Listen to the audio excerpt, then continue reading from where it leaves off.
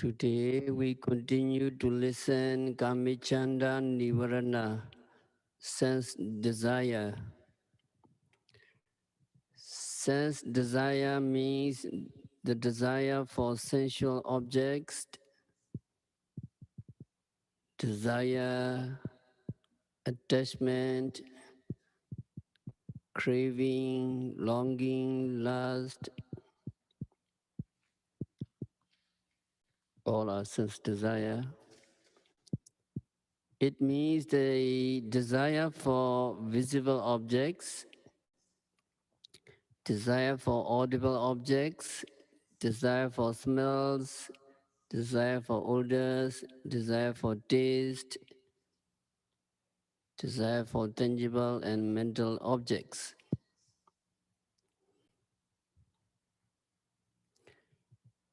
Desire for anything is called sense desire.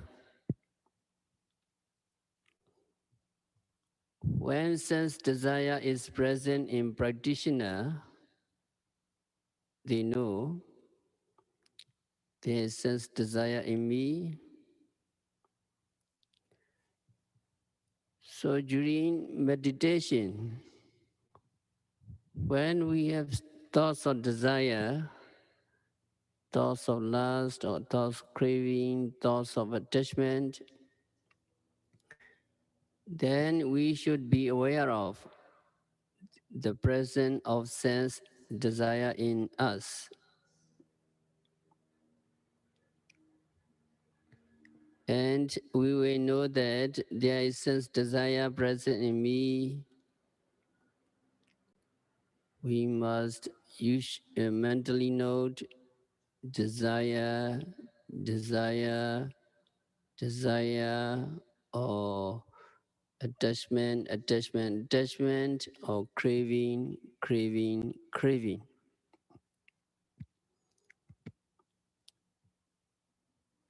At the moment of observing them, at the moment of observing the mental hindrances,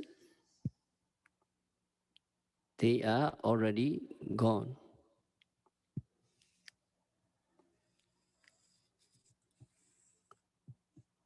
And there are causes of arising of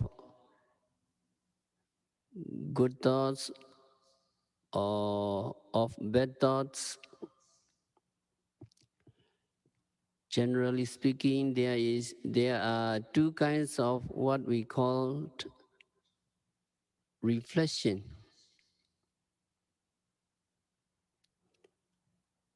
We call them attitudes of viewing. They are ayoniso manasikara, unwise reflection, and yoniso manasikara, wise reflection.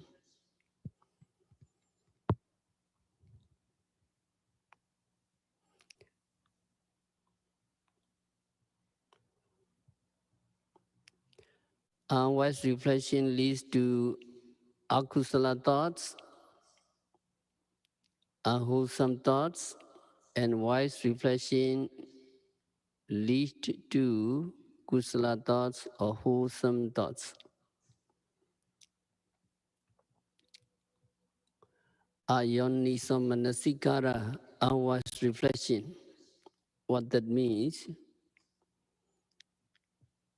Unwise reflection means in experience reflection. Reflection on the wrong track. So we call them wrong reflection.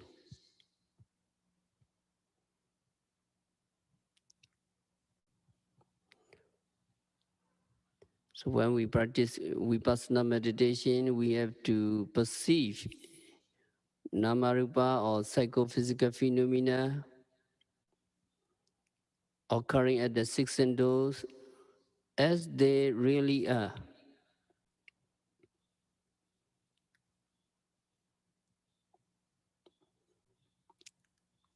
Namarupa or psychophysical phenomena are impermanent, unsatisfactory,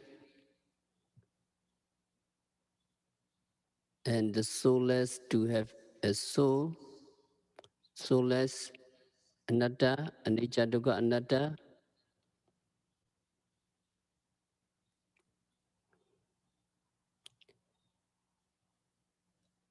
So there are kinds of reflection that you take the impermanent to be permanent. You take the unsatisfactory to be satisfactory. You take the soulless to have a soul. You take the ugly to be beautiful. And then there comes ayoniso manasikara. So when you take things to be permanent, satisfactory, substantial, beautiful, in Pali, when you take Namarupa to be nature, sukha, atta, and subha, and you take something to be attached to, then you have this kinds of ayonisamanasikara, unwise reflection. These reflections are unwise because they cause akusala thoughts, they cause unwholesome thoughts to arise. So unwise reflections are the general cause of the arising of unwholesome thoughts.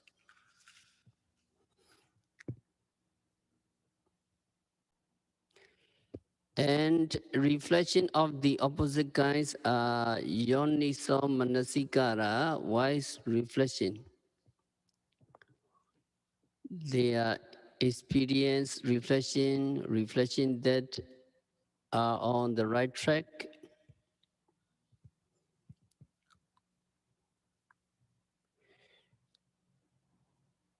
All namarupa or all psychophysical phenomena occurring at the six senses are impermanent, suffering, unsatisfactory, and no soul.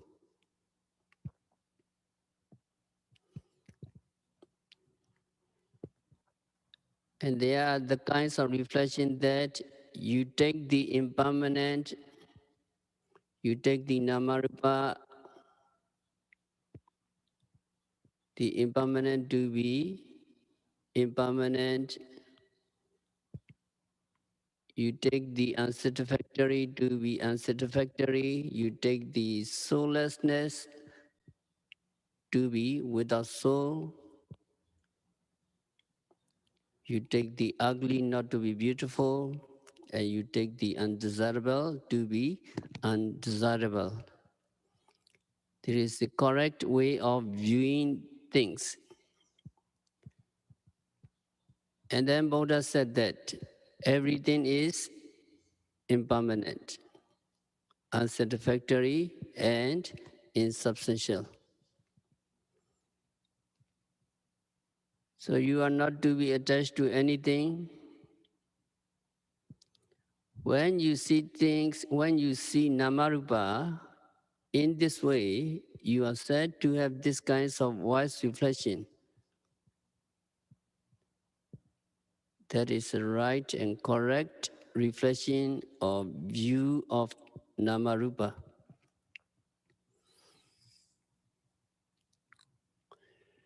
Says desire arises in you because you have unwise reflection. There are objects, there are conditions for sensuality, condition for sense desire to arise. You see things that you consider to be beautiful. You see things that you think are desirable. And then you develop a kinds of attachment to all these things and experience a sort of craving. This craving or attachment arises because you have a wrong attitude. you reflect incorrectly on these namarupa, on these psychophysical phenomena. So when sense desire arises in meditators, they may notice that the desire arises in them because they are reflecting unwisely. They have viewed the objects of sensual desire in a wrong way, in a way that made them think they are lasting, they are satisfying, they are substantial, and they are beautiful. In meditation,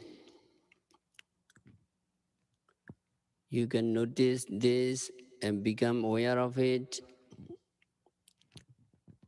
Oh, because I have unwise reflections, this sense desire arises in me.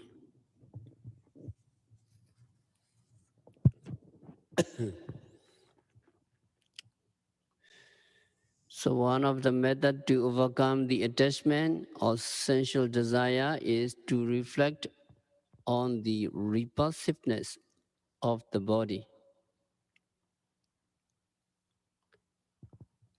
asubha, or to contemplate the causality and impermanence of conditioned phenomena.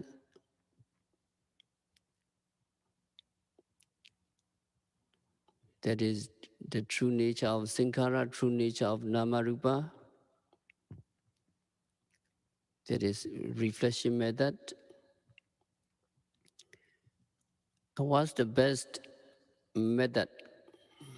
The best and simplest method among others is to develop mindfulness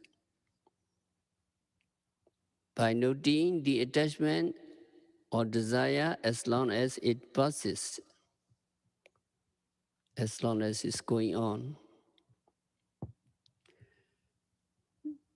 Normally it disappears after a while when noted concurrently and carefully. Even if it does not disappear immediately, yogi will be safe under the protection of mindfulness in the abode of noble ones, Ariyawasa. So last few weeks, the story of Venerable Desa.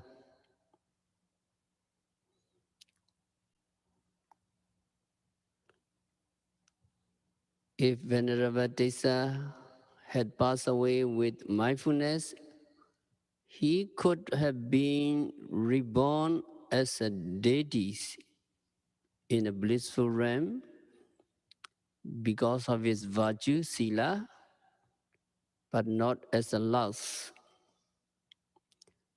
However, unfortunately, Venerable Desa failed to be mindful of the attachment, so he dwelled in the house of common people, Pudujana, which was exposed to the danger of woeful states. So, immediately after death, Venerable Desa was reborn as a loss, big loss. So in this case, we need to ponder this point deeply. It was a single robe, something humble that monk Tesa in the story got attached to. Yet he got attached to it so strongly that he could not let go of it. What the result? The result is he was to be reborn as a loss on the rope. So we need to consider how many desirable objects we have possessed and get attached to. and whether we are sure that we can let go of them all when the time of death comes to us.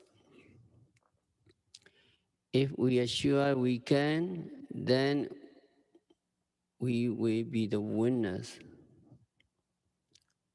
Otherwise, we must be prepared ahead of time to build the abodes of noble ones.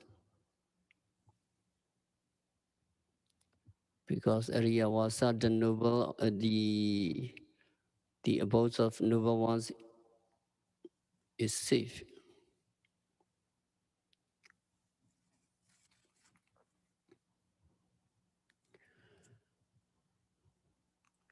Just as money is necessary to build a circular house, so also Saddha, faith in the practice, is necessary to build the abode of noble ones.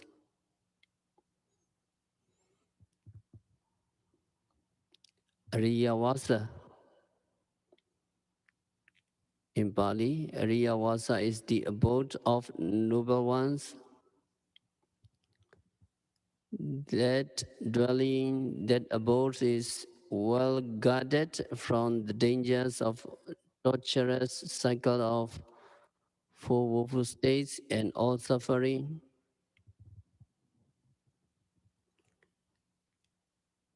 If you stay there, if you stay in Ariyawasa, you can overcome sorrow, lamentation, and there will despair, pain, and grief in you.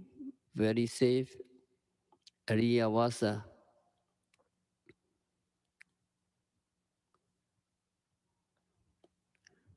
So you need to have the faith that the practice of Ariyawasa, the practice of mindfulness, guarantees salvation from the woeful states and the other dangers of the realms of rebirth, samsara. Only with such faith should we make ardent effort to build the noble abodes, Ariyawasa.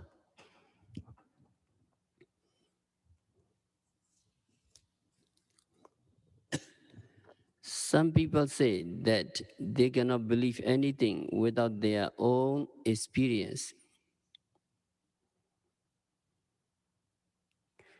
In some cases, faith follows fact, but in other cases, faith comes first and fact is found later by experience. For instance, in order to go to a new place, you never been there. So for the first time, you need to have faith in necessary information given by your close friends, trustworthy. Only with such factual faith, you will succeed to go there by train, by boat, or by flight as recommended. Without faith, you can be nowhere. So in many cases like this, the faith comes first and facts are found later. So only when you practice with faith in advice given by someone trustworthy, you will succeed to dwell in the abodes of noble ones, which is characterized by realization of Nivarana and liberation from all kinds of suffering.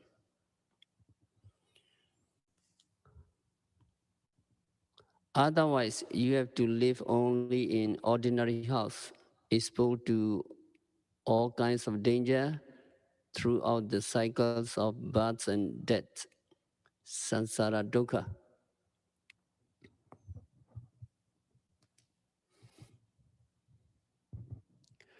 Again, on your arrival at your destination for the first time, you need to check whether you have come to the right place. When you find yourself to be in the right destination, then you can draw conclusion that your journey by train, by boat, or by flight is correct, or the travel information or the advice you have received is correct. Then the faith becomes well established based on your own experience.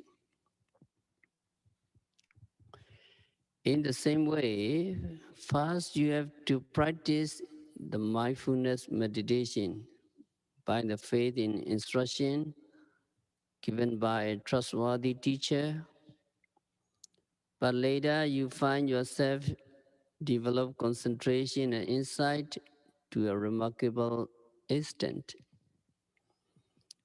Then there will arise some strong faith based on your own experience that the method is true teaching, the authentic teaching of the Buddha. Furthermore, such faith will become unshakable when you gain a breakthrough in the Dharma, that is avijjapasada. Your saddha, your faith getting strong. So mindfulness meditation is the time-tested method, which is the Buddha's authentic teaching, worth recommending Ehipasika, come and see. In other words, for example, you would not recommend people to try poor food because they would blame you when they find it tasteless. On the other hand, if you recommend or if you feed them good food, they will surely thank you for that delicious food. In the same way, when people following your advice develop mindfulness and find it beneficial, they will be much grateful to you. Indeed, the Buddha's teaching is time tested and so worth recommending. Come and see. That means give it a try. This fact signifies one of the well-known attributes of the Dhamma, ehipasika, worthy of come and see. So it is important to have faith, to have a faith in the benefits of the mindfulness before you give it a try. Such faith is a prerequisite to build the noble abode, Ariyavasa, like the money necessary to build a secular house. It is also necessary to have strong will and aspiration to attain the Megaphala and Nivarana in this very life. Equally important is tireless and relentless effort in the practice of meditation. These are kinds of entrance fee to the abode of noble ones, Ariyavasa. So if you have sufficient faith, will and energy, saddha, chanda, and virya, you can effort to build or to dwell in the abodes of noble ones. Endowed with such qualities as faith, will, and effort, you will become mindful of all the phenomena manifested at the six doors while you are engaged in daily activities like going, standing, eating, bending, stretching, and so on.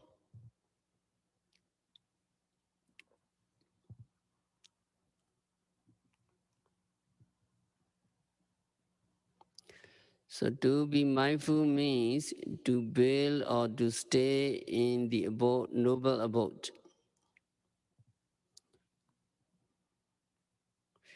In other words, every moment of mindfulness means one step closer to liberation from the danger of woeful states. In due course of time, the development of mindfulness will lead to progressive stages of insight knowledge, culminating in the attainment of Nivarana. Thus, you will become one of the noble ones, Arya, who possess the noble abode and reside there peacefully and gracefully.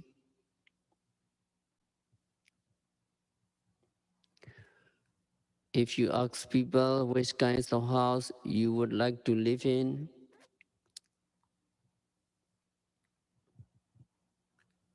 a beautiful mansion or a humble cottage, simple cottage, or in the open space as a homeless on the roadside,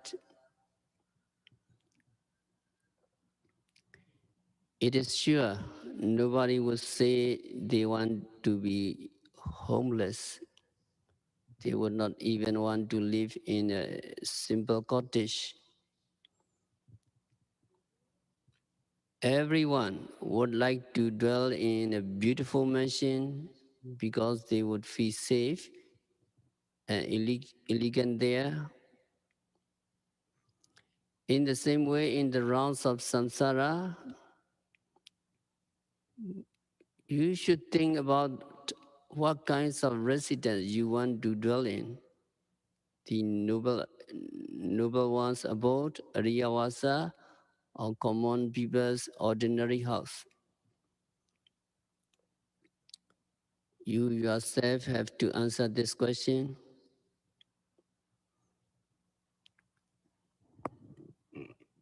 Nobody else can do on your behalf.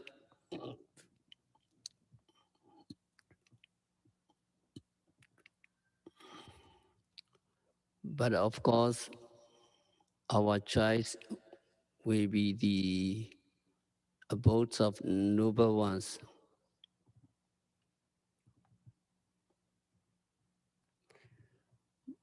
But I'm not very sure whether there is anyone who would like to live in the ordinary residence of common people. Of course, the abode of noble ones, Ariyawasa, is of high standard and well guarded. So our Lord Buddha gave that talk, Ariyawasa, simply because he wants us to build that house. Among the requirements to build it, one God, that is mindfulness.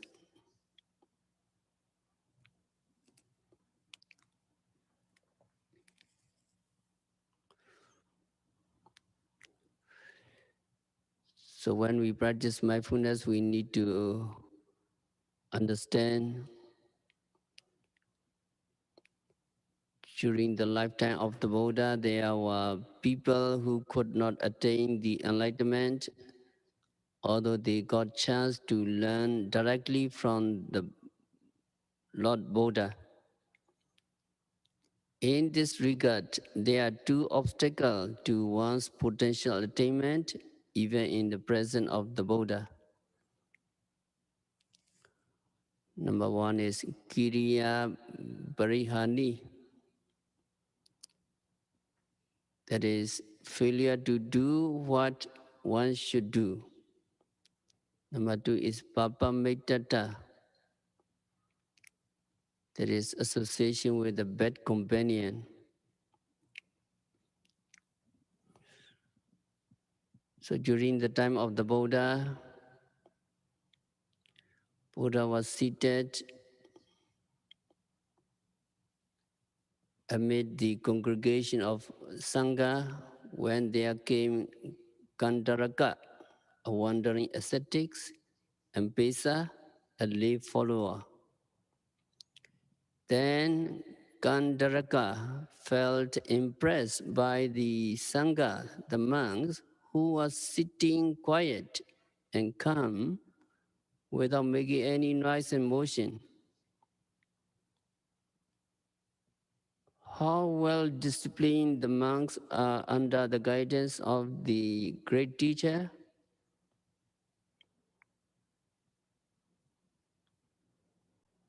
He wondered. And then he told the Buddha about that, whereupon the Buddha said that what you said was true. Monks were well disciplined here. Some of them were arhants who developed mindfulness incomplete. Some Sangha were non-returners. They were anagami who developed mindfulness in 3/4. Some Sangha were once returner Sakadagami who developed mindfulness in half. And some Sangha were stream enterers, Sotapannas, who developed mindfulness in 1/4. And some Sangha was still ordinary Putujana, but on the same path as those noble ones.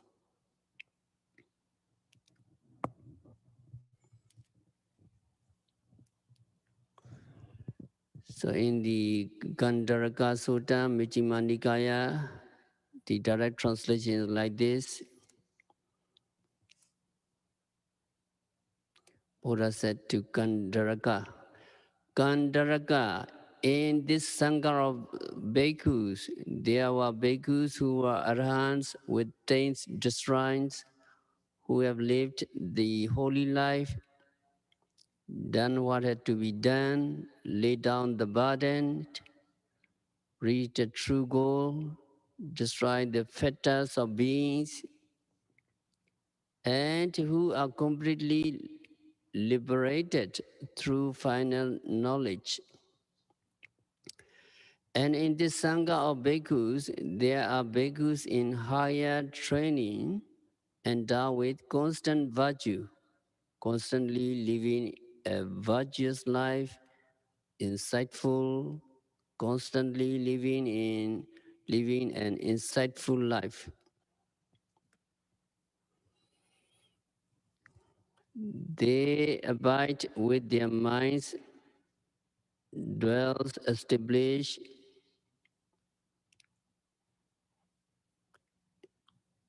in the four foundations of mindfulness. What are the four? Buddha said here, Kandaraka, a bhikkhu dwells contemplating the body in the body, ardent, fully aware and mindful, overcoming desire and discontentment in the world.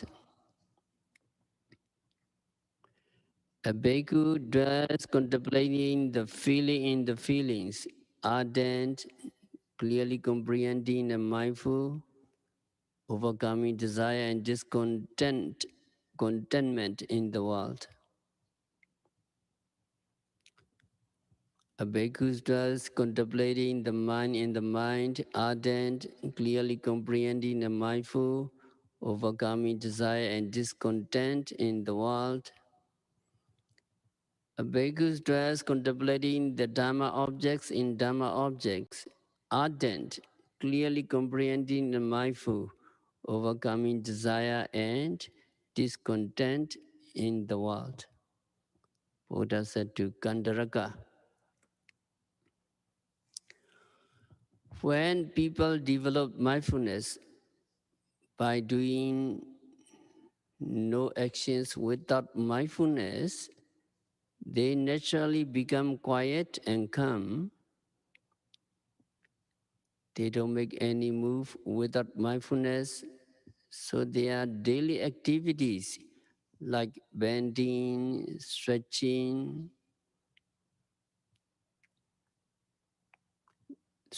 their limbs get slowed down in nature. That is why they become quiet, gentle, and calm. And when they are willing to speak, first they note. Willing to speak, first they note. Noting in this way, the willing itself may disappear if there's nothing important. So they only speak something necessary, but not anything unnecessary. In this way, they become quiet, gentle, and calm, Buddha said. So Buddha said that monks in his congregation were enlightened ones and at least meditators dedicated to mindfulness. Then the layman Pesa, the elephant driver's son, said,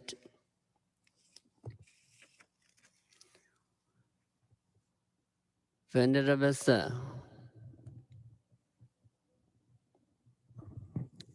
it is very good for you to teach people to be upright and honest. Animals are not deceptive or cunning. They are heartless. Animals are so open that without thinking twice, they urinate and defecate anywhere, anytime they want. They have no intention to cheat other masters.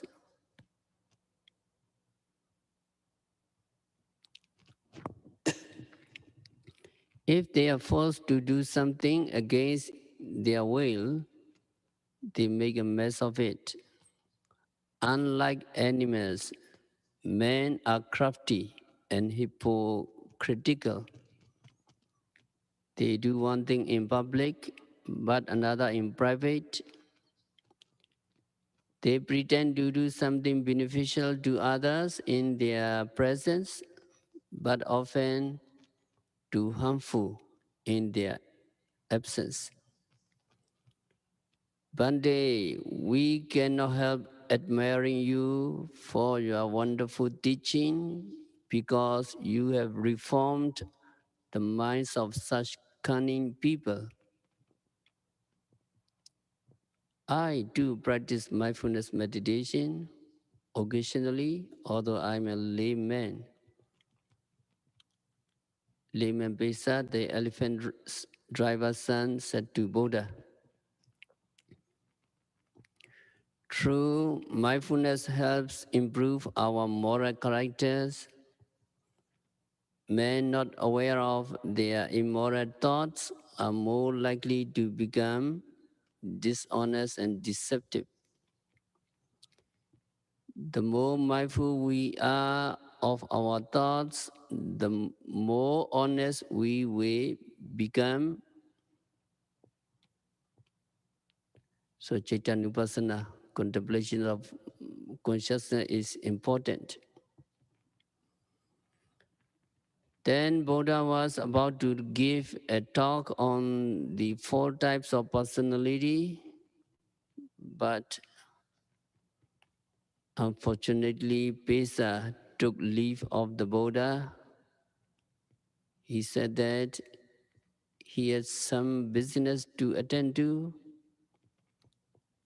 Then Buddha let Pesa leave because it would not much benefit him to listen to the sermon half-heartedly. After the departure of Pesa, the Buddha told the monks that Pesa was an intelligent man and that he could attain the first stage of enlightenment, Sotapaddi Megha, if he listened to the sermon in full. In this connection, the commentary raises the question of whether a person with the potential for enlightenment could possibly fail to attain it even in the presence of the Buddha. And the commentary insists on the possibility and mentions 2 reasons why one can miss the chance for attainment. Kiriya Parihani and Papa Metata, that is failure to do what one should do, association with bad companion. So be careful. We should not fail to practice meditation, what we should practice, and we should associate with good companion who are very energetic to practice meditation.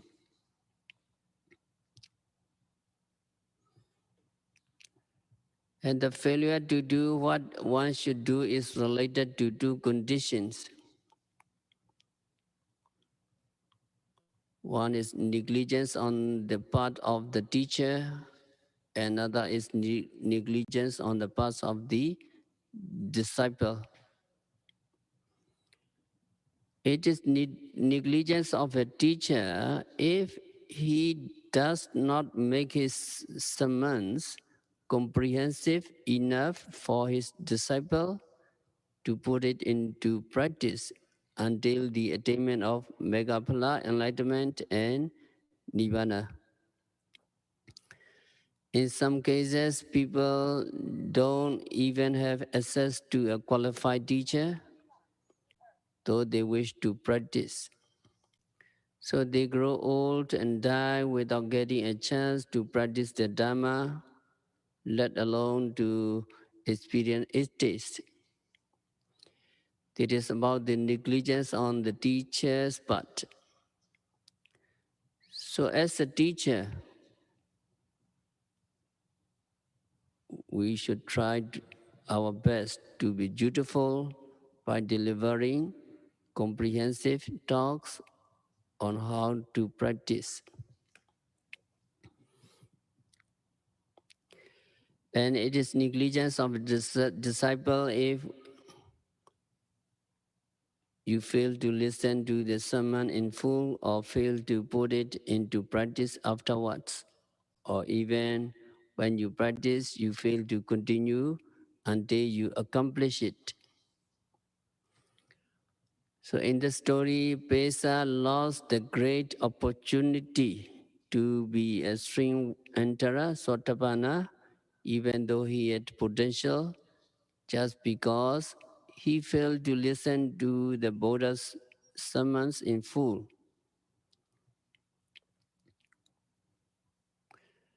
That is why we would like to encourage you to listen the Dhamma talk to the end and then practice until you accomplish.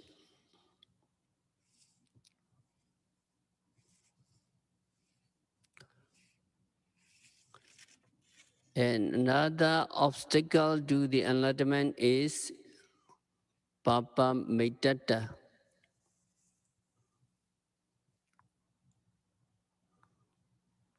That literally means association with an evil friend. If you think it sounds politically incorrect, you can tone it down to a bad friends. As an example of the consequences of association with a bad friends, the commentary mentioned the story of King Ajatasattu. King Ajatasattu actually had Dhamma potential to attain the first stage of enlightenment, Sotapati Mega, by listening to the Buddha's sermons called Samviññaphala Sutta. But he could not make it because he had assassinated his father King Bimbisara, who was Sotapanna, by following the advice of monk Devadatta and evil friends, whom he regarded as his teacher.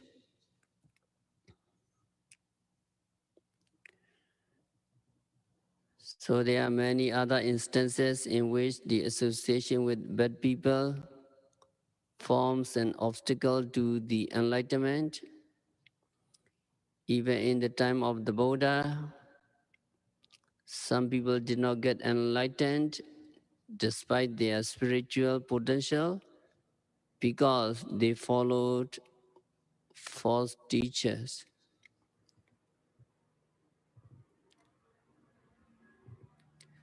So this holds true also for many misguided people nowadays.